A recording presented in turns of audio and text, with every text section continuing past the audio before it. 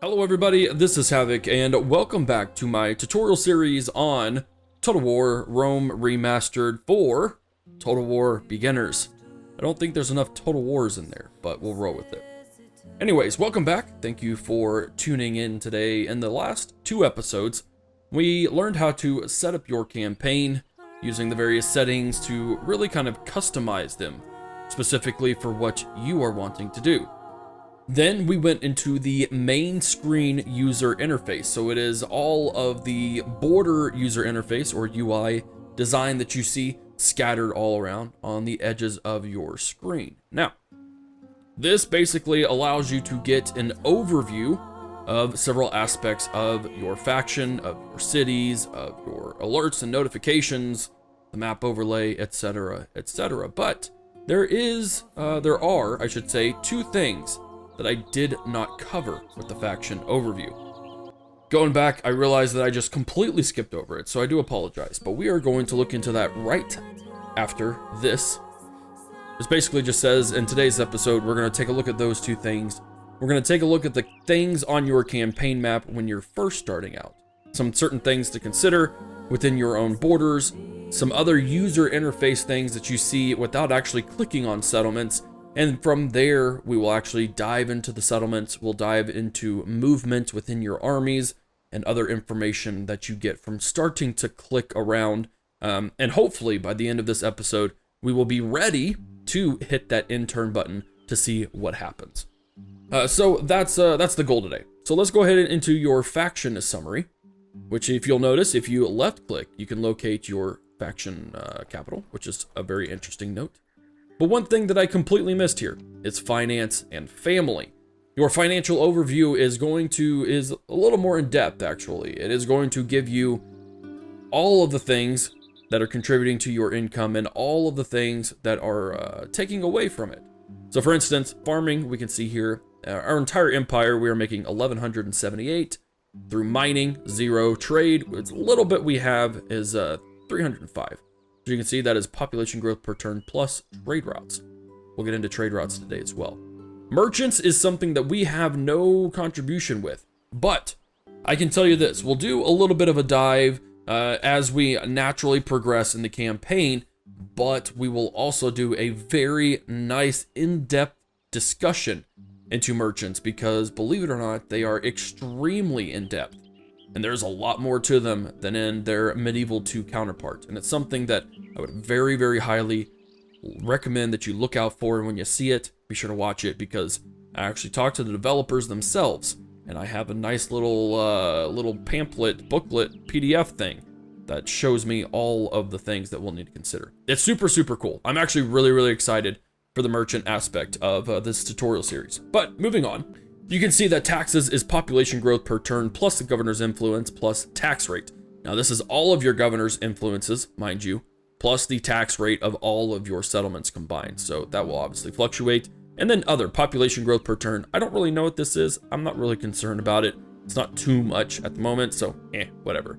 What's really, really cool is the turn expenditure because it is going to break down all of the things that are taking away your money.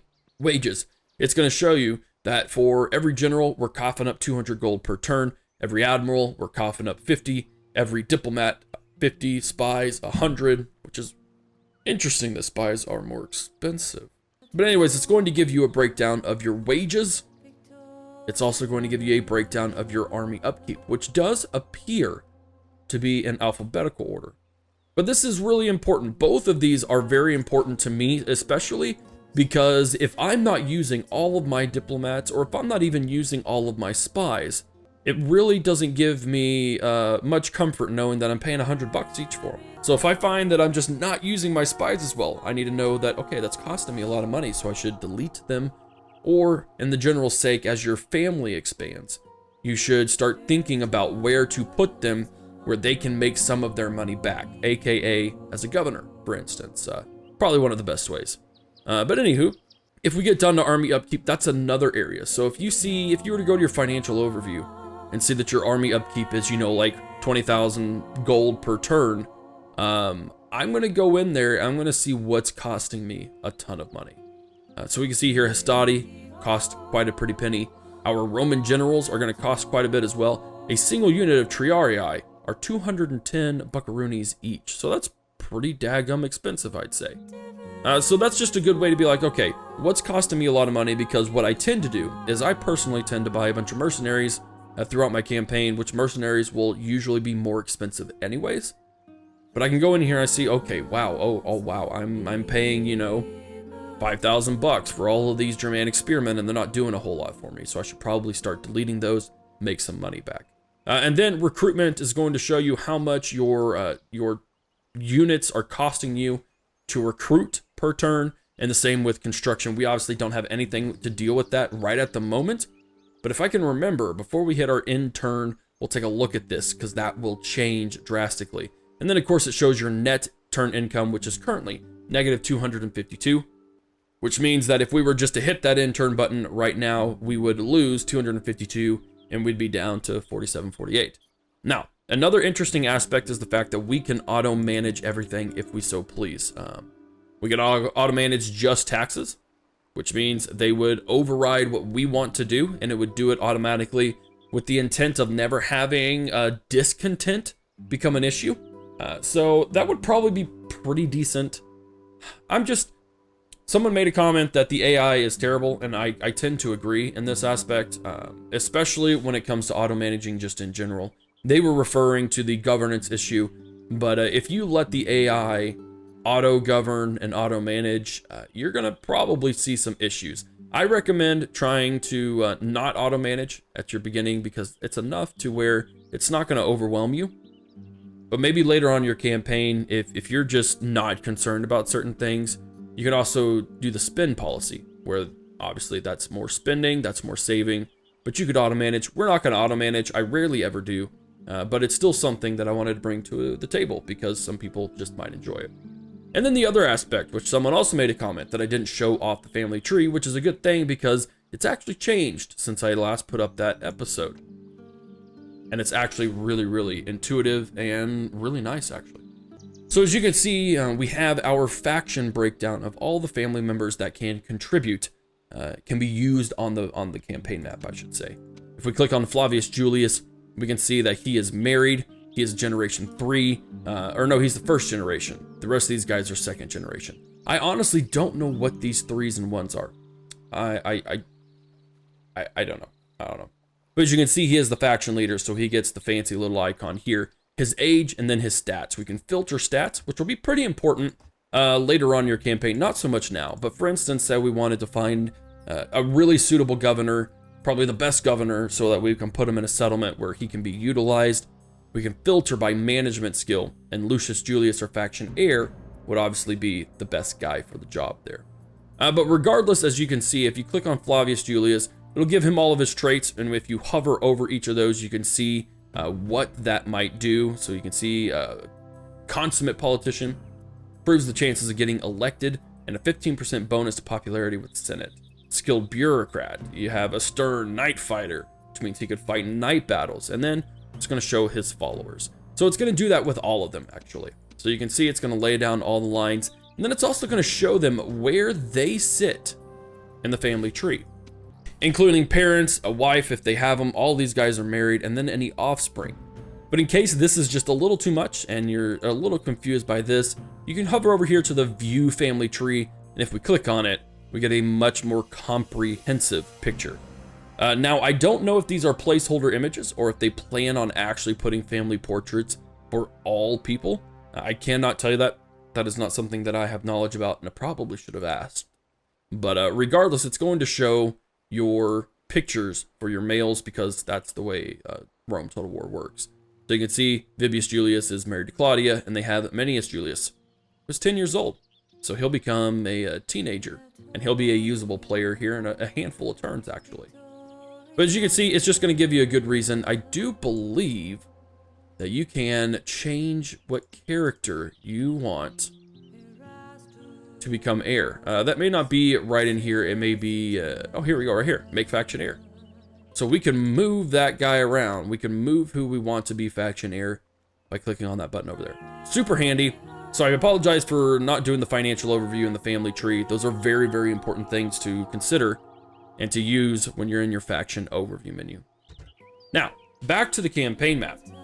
I'm going to try and do this in as a cohesive manner as possible, so you'll have to forgive me if it seems like I'm bouncing around. But we have gone over all the user interface. And what we're going to do is now, obviously, take a look at the campaign map. What we can do to look around the campaign map is W, A, S, and D. That's going to give us our vertical and horizontal movement. And then Q and E are going to rotate around, which is a very handy feature. It is not in the original game, but I'm very happy to see it in this one, so I can finally get around to clicking on certain things without clicking on the things I don't want to click on. All right, next up, if we take a look here, what should we look at first? Well, let's look at our provincial borders. Provincial?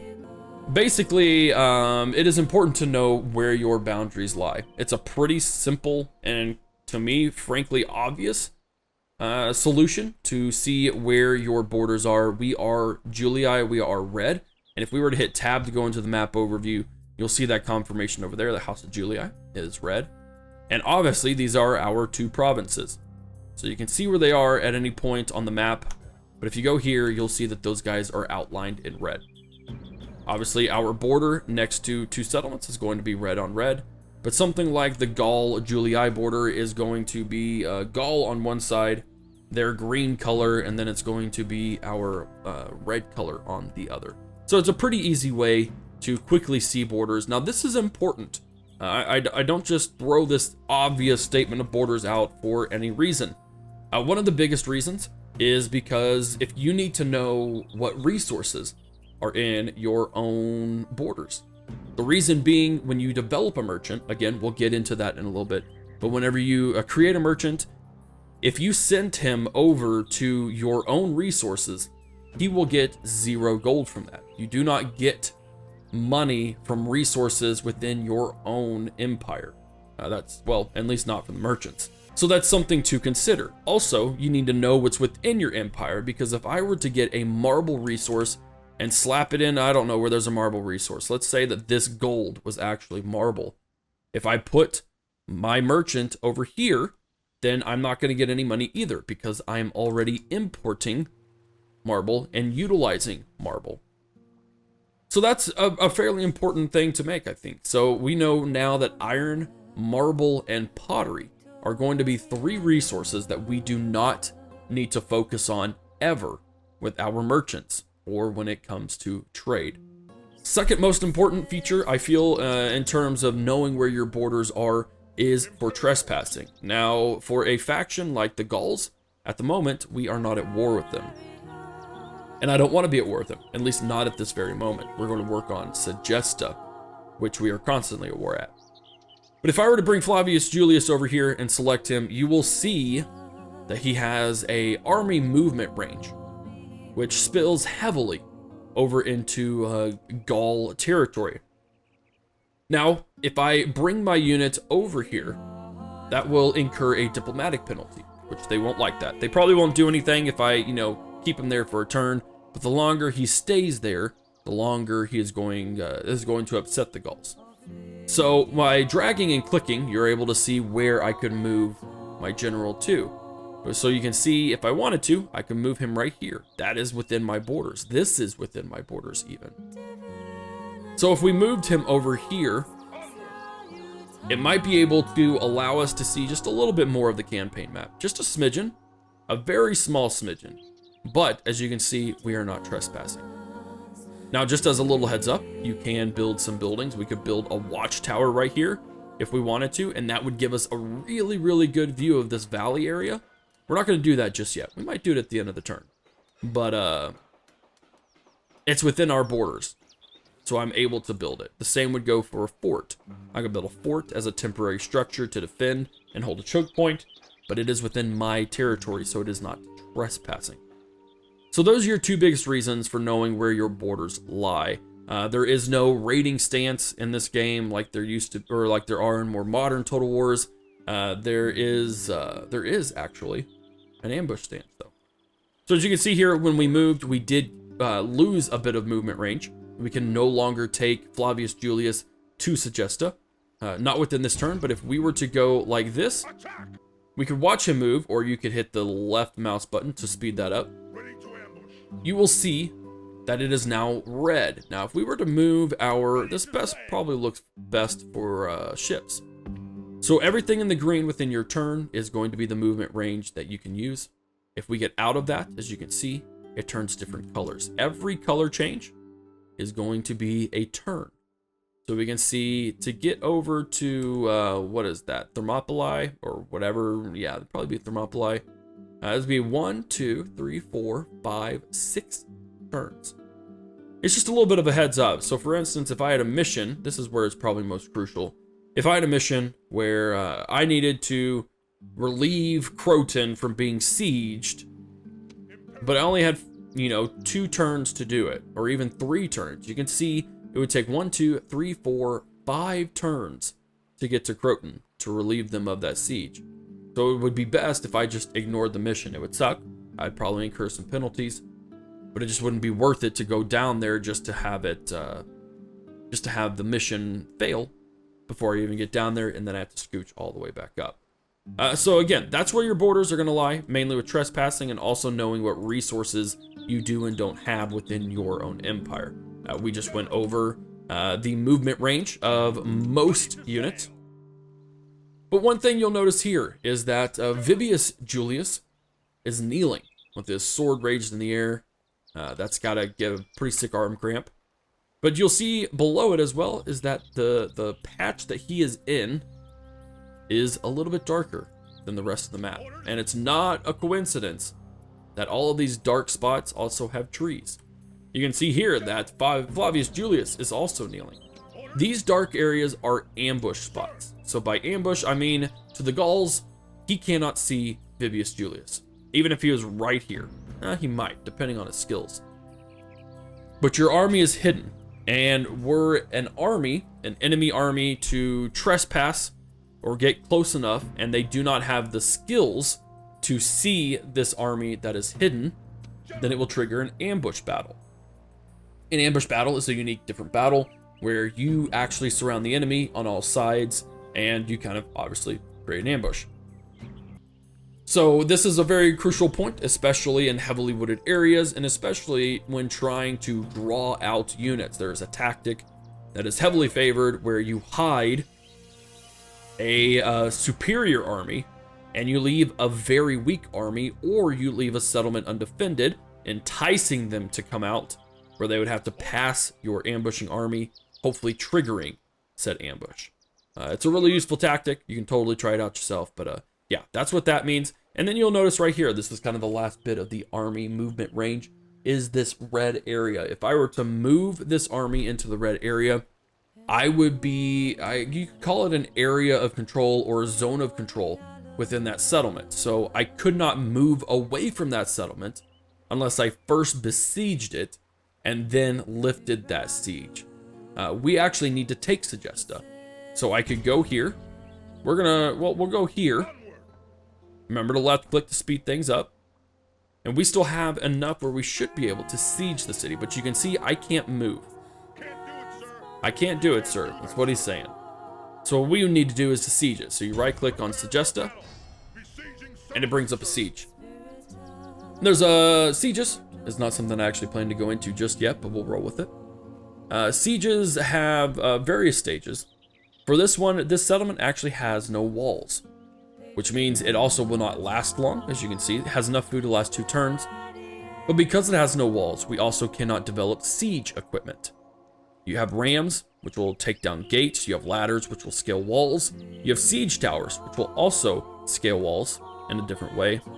And then you have traps. I can't remember exactly what these are called at the moment, but basically, they tunnel underneath and they destroy a wall. So depending on the city wall type depends on what type of siege equipment. There are no walls, so it does not require any siege equipment. As you see here, we could lift the siege if we so wanted to, in which case my movement range would be unlocked again, and I could move back across if I wanted to. We can also immediately assault Segesta because it has no walls. If it was a walled settlement, we would have to build siege equipment in order to assault it. or we can simply maintain the siege. For this one, I am actually going to maintain the siege. We are going to siege it out basically for 2 turns. We have 10 turns based on our mission. So I'm really, really not concerned about waiting a couple of turns. So we're going to maintain that siege. And if that siege runs out, by turn 3, I will automatically take it over without a fight.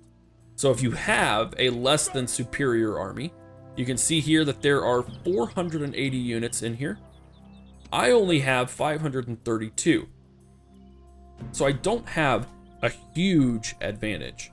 Now I could still probably win it, but I'd rather not. I don't want to waste the units, especially when all I have to do is wait 3 turns and automatically take it over.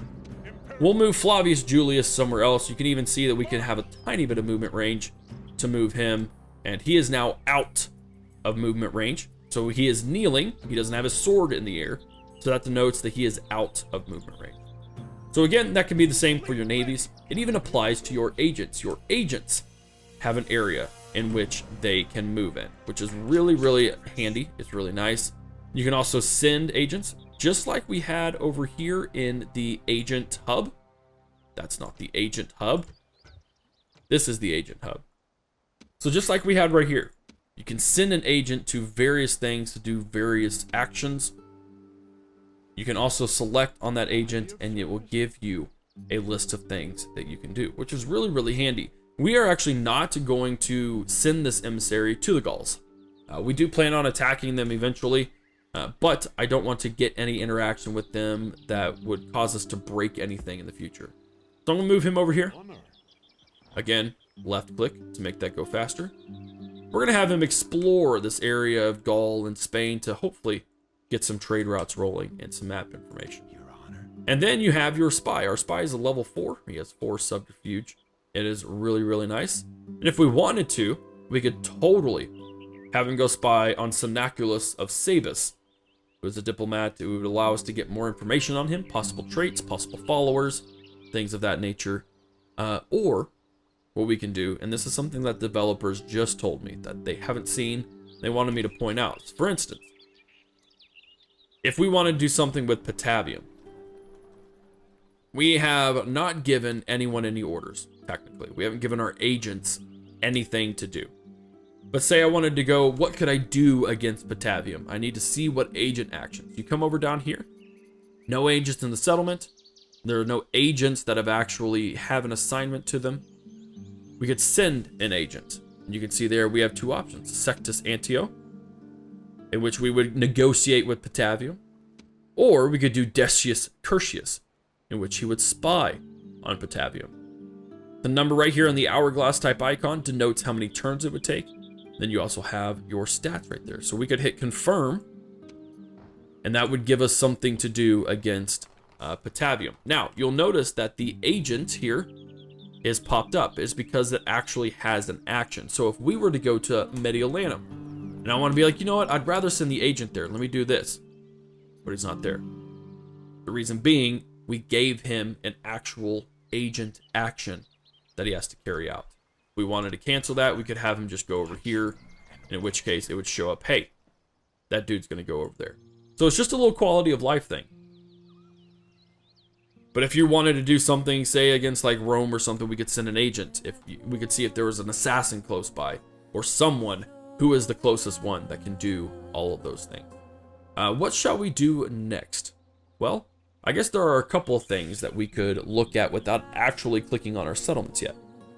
So as you can see in Arretium, and you can see in Ariminum, we have various things. We've gone over this before, but I want to reiterate it because we are looking into the settlements themselves.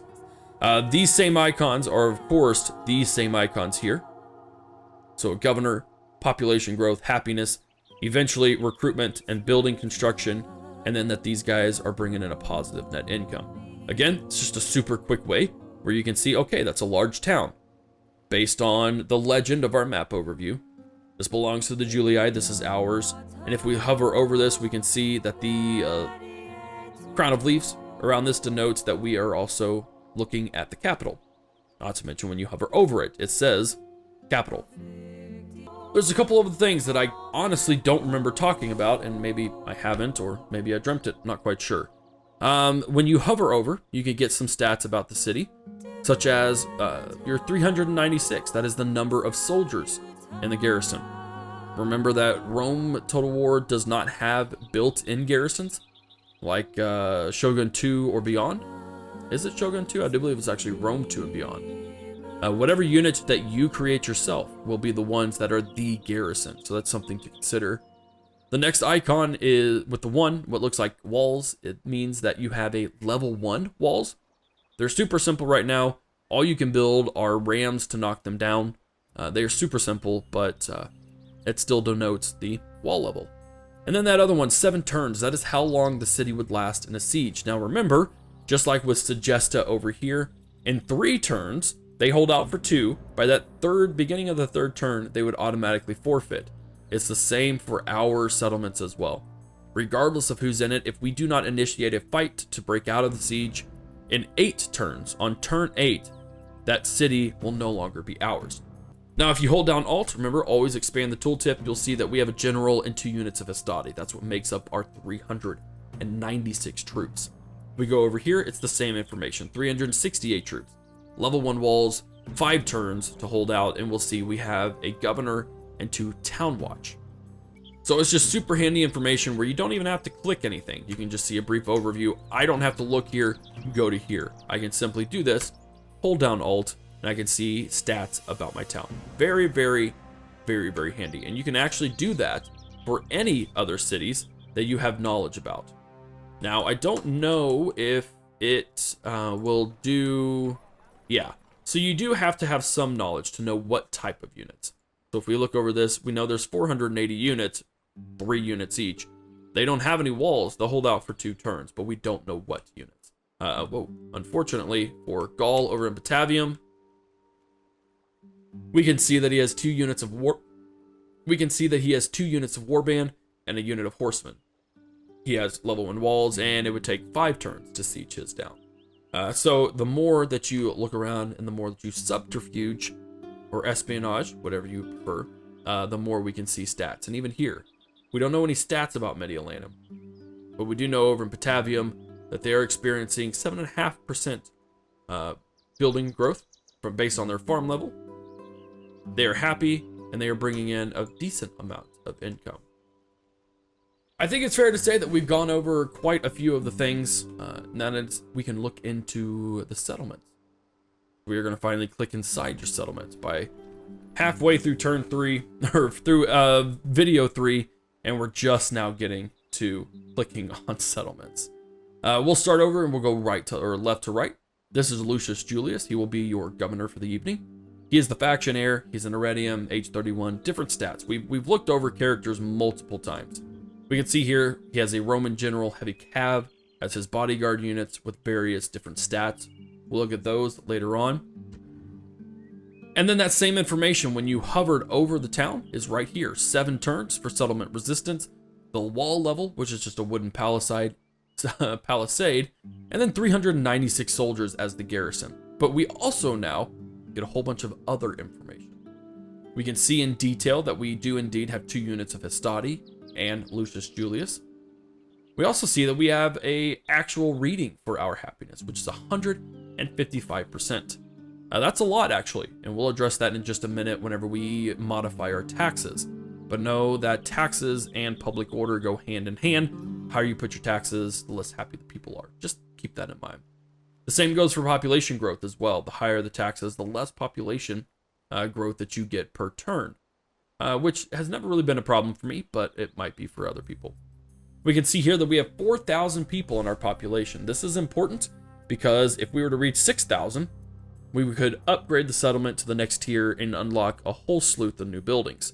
But when you recruit out of that population, or I should say rather when you recruit units, it comes out of your population. Now this goes back to the settings we talked about. You could do the old school Rome original way, where if I am going to recruit units, a unit of Hastati would cost me 160 people each. That's on the old school Rome version. Now again, that means that you won't see, or less likely to see, higher tier units, later on in life against the AI because they are constantly draining it. What we have on is that these 160 unit Hastati are only going to drain 40 units. That will allow the AI themselves to build up a population, upgrade their units, and have a more realistic late game. I'm not entirely on board with it. I understand the process, but it is what it is. I want to see those units, so if that's what I have to do to play it, then that's what I have to do. But again, 6,000 units or population needed to upgrade. This is your income per turn. As you can see, it says 0. That's just a little bit of a glitch.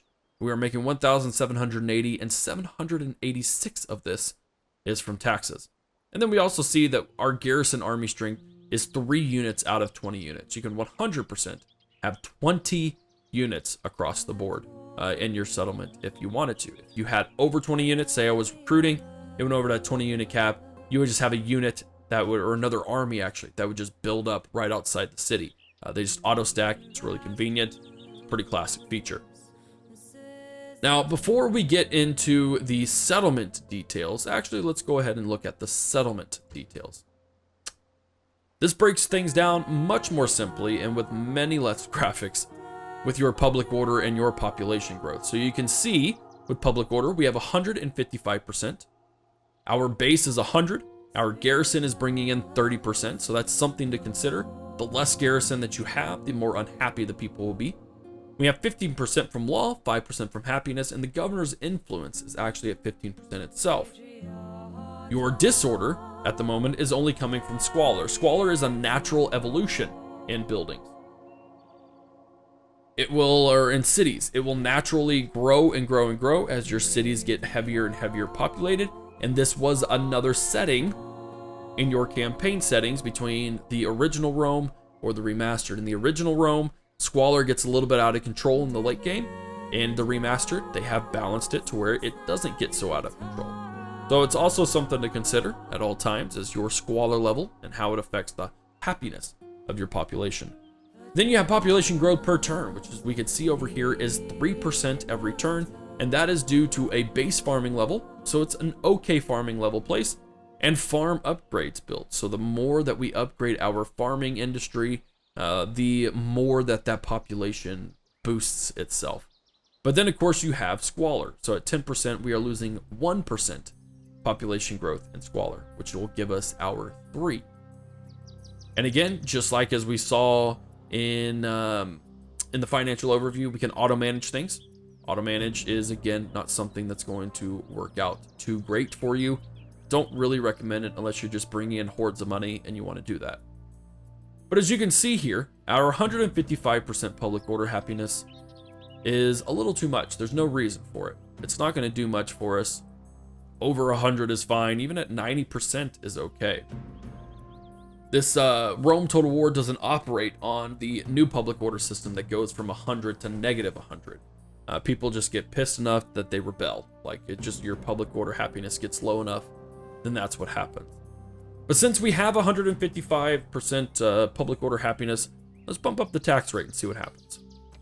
All right, so we just went too high. We could go to very high, and in fact, we will go to very high in just a minute. But you can see that that went down by 20%. You see the disorder, tax penalty, 20%. That's pretty hefty, but it's still something we can manage. But you'll also notice that our population growth went down. It went down by 0.5% because of the tax rate penalty. We still have the ability to go very high taxes here, so we'll do it. So it went down another 20% and down another 0.5%. So we are making more money, but it is causing some public order issues, and it is also slowing the growth rate of our cities. So you gotta kind of keep an eye out with this kind of stuff, because eventually what's going to happen is if your tax rate is too high and you're constantly recruiting, your units, your population will never get to the point where it can upgrade, and you'll always be stuck at that same tier, and that's not always a good thing. So what we can do here, we can look at our settlement details, or our settlement income, excuse me. And this is going to give a breakdown. You can see 2,222. 2,222. Settlement income is broken down by trade. It is broken down by farms and taxes and your administration. we can see here that our trade imports and exports are automatically happening. They are going to automatically happen whether you have trade rights or not. If you have a resource that a neighboring settlement does not have, that will initiate an automatic trade route. If they have something you don't have, same deal. Now, this is different than actually getting trade rights. Right now, we don't have trade rights, we just have natural trade. It's a little bit confusing, but I think you'll get the hang of it. So we know by instinct, this is something I wish they would change, and I may actually hit up the devs for it, and that I don't know what's an import and what's an export. I know personally, because I know within my own settlement, I have marble, and I have iron. And then I also know that aluminum has pottery. So I know that within the settlement of Arretium, I am exporting iron and marble to Batavium. I am exporting iron and marble to Ariminum, Rome, and Capua. I just know that. It's not super intuitive, but I just know that that's what I am exporting. Exports will always generate more than imports. What we can see here within Batavium, that means that they are exporting glass and textiles to me. And then Ariminum is actually exporting pottery to me. Now you have to remember that trade within settlements is encouraged. The merchants do not receive any bonuses. So you'll be like, okay, well, you said I don't get anything, but we can see here that I'm making money within my own settlements. No. The resources within each settlement matter, but a merchant will not get any bonuses from them. So again, that's something that I wish they would, clarify just a little bit more, so I would know what is going on. The trade value of all of these depends on a handful of things. It depends on the availability of the resource being traded, how scarce it is, or how valuable. It depends on the population densities of the city in which it is being imported and or exported. The more densely populated, the more of a demand there is, therefore the more valuable that resource becomes. And then of course other things such as like trade embargoes or whether you do have a merchant on said things. Now again, it's important to note this. If I wanted to put a merchant on a glass resource or on a textile resource, I will most likely not make anything, or if I do, it will be very, very minimal. Because even though we don't have trade rights, we still have trade. And remember, anything that you are automatically importing and or exporting, merchants are not going to take advantage of that. They are not going to see anything. So trade is actually significantly more difficult and complicated than it was in the base game, which is why I'm spending a lot of time on it. Now, we will get into the merchant thing later on, but that's why trade is so important. So we're exporting to Capua. Capua is a densely populated city, so we are seeing our exports generating quite a bit of money. Now, this is just for Arretium, mind you, so that's also something to consider. Farms, as we can see, we have an average harvest, average fertility level, so we're getting 589 from them. We bumped up our taxes to very high, so we're now making 1,180. Trade is bringing in 215, as we see right here. And then your admin, I don't honestly know what takes up that much, how that is determined, but we are making 238. So overall, 2,222 is pretty darn good. Now we can move over to Ariminum and do the same thing. We can see here 368 soldiers, level 1 walls, 5 turns to get sieged. We see our governor, Quintus Julius, and we can see here 130% public order happiness, 3%. They only have 3,500 population, so they are growing even slower than our capital is. And they're making 1,392 at 686 being taxes. We go to settlement details, we can bump up. There we go. We can still do this. It's going to have the same exact effects, but as you can see, they're now only content. So this is borderline where you don't necessarily want to be, but it's a good line that you can still straggle and learn from. Anything below 85, I do believe, is discontent, and that's where you start seeing the issues. But a couple of things happen with this one. For one, you can see now that we have different trade routes. We're not making as much because our settlement is not as densely populated, and the resources in demand are apparently just not as in demand. But you can see that we are trading with Batavium. We are bringing in pottery, glass, and we are importing glass, and textiles, exporting pottery. We're exporting pottery everywhere else, importing, yada yada, blah blah blah. Rinse and repeat. Farms, taxes, trade, and admin. So again, we're not making quite as much. But one of the biggest things that happened, you'll notice over here, we are now actually bringing in a positive income of 541. So just by adjusting the taxes, we have already opened up more trade, and we are not necessarily more trade, but we have opened up enough taxes to where we are generating money. That's a 700 and something gold swing just from modifying taxes. That's pretty hefty. Now, one other thing that I want to bring out about your settlements and with regards to trade, again, pretty daggum important, are these dotted lines. So these dotted lines, I do believe are actually a visual bug a little bit, because we do have trade rights with all of these guys.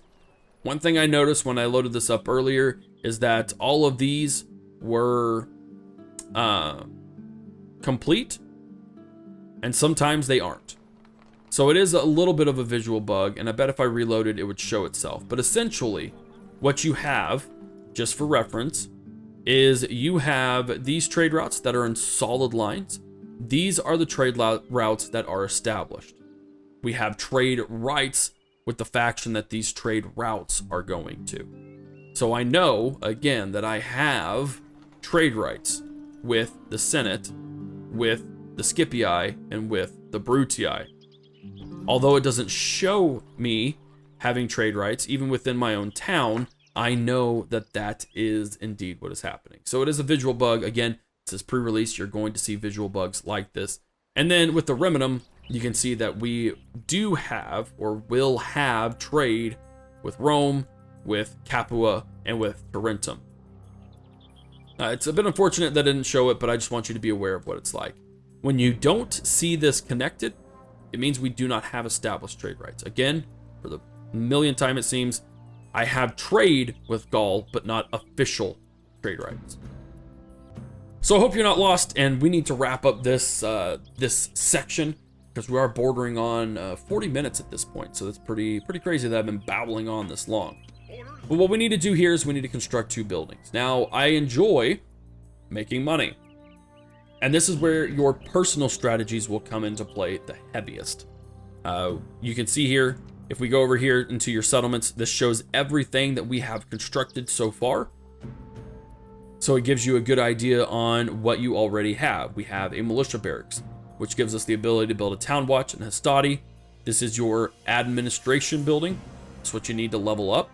Your port will allow you seed trade routes, which is why we have a sea trade route with Capua. We have wooden palisades, which are going to give us our walls. We have land clearance. This is what gives us that boost to population growth, as you saw. And then roads, improves routes via bridges, and increases character and movement by roads by 25%. So that's pretty cool as well. But you see here, we could construct a new building. So we could click here, or let me move back out of here. You could go over to this one. I prefer this area over here. It's a little bit simpler. You can go to construction. This will give you all of the things that you can currently build in their most advanced stages. So for instance, even though I've unlocked tier 2 of the governor's villa, I can only research or only build the stables before I move on to the larger version of said stables. I have built the tier 1 of wooden palisades, so I can build the tier 2 wooden walls. The same goes for your farms, for your roads. These are all tier 2 buildings. These are all tier 1 buildings.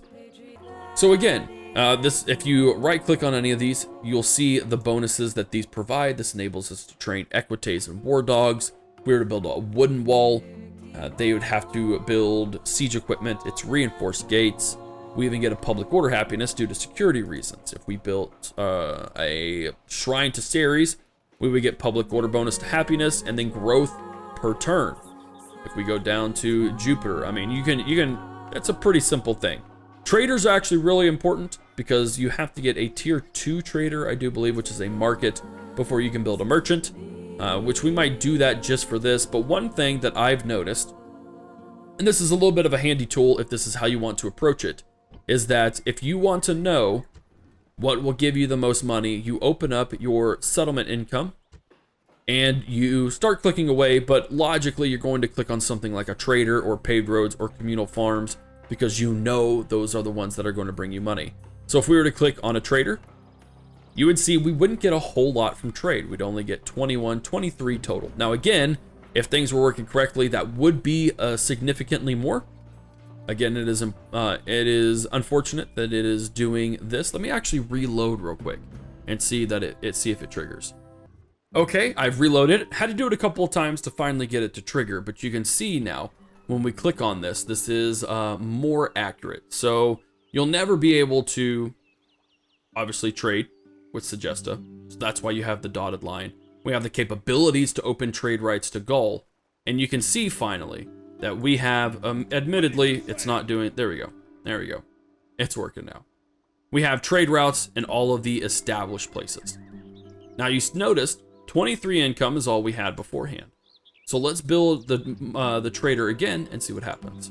Okay, so it's still gonna be 23. I thought it would fix itself, but apparently it's not gonna do much.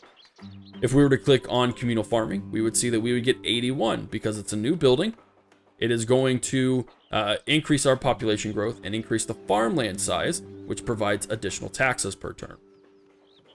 Or we could go with, we could go with paved roads. Let's see what paved roads does. All right. So paved roads gives a trade bonus of 100% and an increased character movement of roads by 40%. So that 100% isn't exact, obviously. We should get, what, like 100 and... We should get more, technically. But that's going to be our most beneficial, plus it's going to allow us to move more. So I'm going to roll with that. Now, you can see we have a negative income because technically we have spent more than we have saved or we are generating. So by the end of every turn, I fully expect you to be in the negative just because you're building stuff. We could see, again, that glitch is in there. It'll get fixed. I'm not super concerned. So if we were to go here, we would see that they actually have more buildings to construct because they don't have as many buildings. So we could construct the militia barracks, which is the tier 2 of the barracks. They don't even have a port. We could build a trader. We could build that communal farming again. So let's go through the economic buildings to see what would work best. If we were to build a trader, it would only bring in 7 trade. That's not fantastic. If we were to build communal farming, that'll bring in 74. That's a pretty good bit. And if we built roads, we would still get a decent amount of income from trade. But what I think we are going to do is I think we're going to build a port. Now, if you see the port, it is only going to bring in 30 from trade. But what it is going to do as well is give you fleets which will automatically travel via the most valuable route. So right now, at this very moment, I bet it is going to go into Tarentum. That's why it is only going to give us 30 gold for it. But as soon as a more valuable route opens up, it will automatically go to it. So this is a more kind of long-term strategy option. It won't give us an immediate solution to our financial woes. But again, you got to think sometimes about the future. And then it also allows you to train biremes, which is something that we could do already in Arretium. So if we were to go here, get to your armies, we could go to recruitment. You can see all of the available units that you can buy. We can do peasants. We can do town watch, which is from your main admin building. Excuse me, peasants come from your main admin building. Your town watch and your hastati come from your militia barracks. We hover there, town watch and hastati. And then you have a bireme, which is your port ship. And then we can make a diplomat, again, due to the governor's villa. If we were to hover over each of these, we'd be able to see some basic stats. They can sap, which is what the bridge thing was earlier. But they have poor morale, vulnerable to missiles. Town watch are a little bit better. Not a whole lot, but you can see they also don't have as many people, but also have an increased cap. And then hastati, less people again, a much, much higher upkeep. I'm a fan favorite of town watches, especially for garrisons that I know I'm not going to have to worry about. So we're going to build 2 town watchmen. Now, if we see here, we have a governor. Our population is increasing. We are happy. We have a construction queue. So So just by simply hovering over it, we see what it's constructing, and the same goes for recruitment. We are building town watch. And then we are still making a decent bit of income. Over here, we can build some town watch because we have the regular barracks. So we're going to build a couple of those guys as well. We'll build 3 over here. Now, as you can see, we are very much in the negative. So when we hit the end turn, we spent 2,025, but as you can see, we still get that 500 that we had before we started spending money. So instead of locking me out at 2455, the 500 that we saw earlier goes into my balance, which means at the end of the turn, even though I've blown 2 grand, or actually about 6 grand, I will still be up by 500 from what I currently have. All right, so we have things going on in Arretium. We have things going on in Ariminum. I think it's pretty safe to hand over the reins to Mr. Intern Clock, but we'll save that for the very beginning of the next episode. I really can't think of anything that I have missed, but if I have missed something, be sure to leave it in the comment section down below. I'll do my best to address it in whatever episode that I get in. I tend to do a few of these at a time, so it may be a few episodes, but I'll be sure to get it. Guys, I really appreciate you watching this video today. It is a very long one. There was a lot to cover, as I always mentioned. But I hope you got a better understanding of different things on the campaign map. Hope you understood a little bit more about settlement. Hope you understood a lot more about trade and resources and how important they are. And again, be sure to look out for that merchant-focused video, as it will be very, very crucial to understand, especially if you are a kind of meta-oriented person. Other than that, guys, I hope you enjoyed it. If you did, be sure to like and subscribe to the channel. And also, leave a comment. What did you enjoy about it? What did you not enjoy about it? All those interactions will help feed this into the YouTube algorithm, which just pushes it even more and would be greatly appreciated by myself. If you have yet to buy the game, if you're looking at these tutorials to see if you want to purchase it, there is a Nexus GG link in the description on top of that, where it is my personal game store, where you can purchase the game and you will get a Steam key, as well as supporting this channel. So it'd be greatly appreciated, but not required at all. The last thing I'll drop is my Twitch channel, twitch.tv/HForHavoc, where I will stream this game and many, many other strategy games every Tuesday and Thursday from 8 a.m. to 1 p.m. Central Standard Time. Aside from that, guys, again, I appreciate you watching. This is Havoc, and I will see you in the next tutorial video.